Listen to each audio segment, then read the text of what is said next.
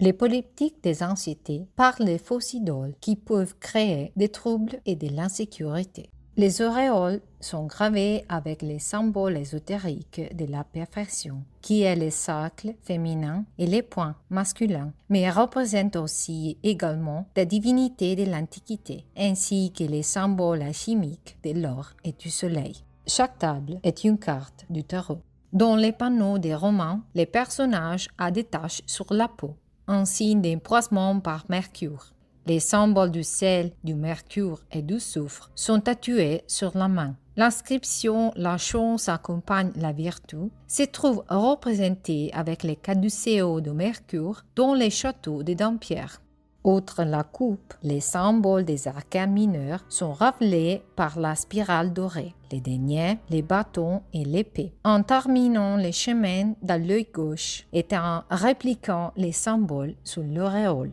Les panels des Égyptiens viennent de la Skeleton Dance de 1928. Les symboles ésotériques de la mort n'est pas négatif, mais il signifie le renouveau. Les symboles du Rosicrucien et de la Renaissance viennent du tarot Rider-Waite, l'objet noir dans sa main et la queue du chat utilisée comme un violoncelle. Mais ici, il représente les mystérieux cylindres égyptiens. Les panneaux des Étrusques représentent la roue des fortunes. La roue montre la cyclicité de la vie selon une iconographie médiévale. Le personnage est Bertun, le dieu des Étrusques de la fortune. Les chapeaux portent l'image du sphinx étrusque de Chiusi. Dans les panneaux des Slaves, ces personnages représentent un sabbat des sorcières. Il est tiré de Une nuit sur les monts chauves, où les crescendo démoniaques diminuent avec les sons des cloches. La formule solve et coagula a été utilisée par les alchimistes pour évoluer et se régénérer. Les panneaux de grec parlent du crescendo étouffant de la magie, qui apparemment personne ne peut arrêter.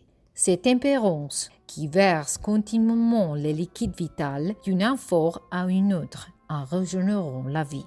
Les mots sur les sceaux nous rappellent que le segment dérive de la ballade de Goethe, à son tour inspiré par un épisode du dialogue grec Les amants du faux. Les hiéroglyphiques du soleil fait allusion à son esprit régénérant.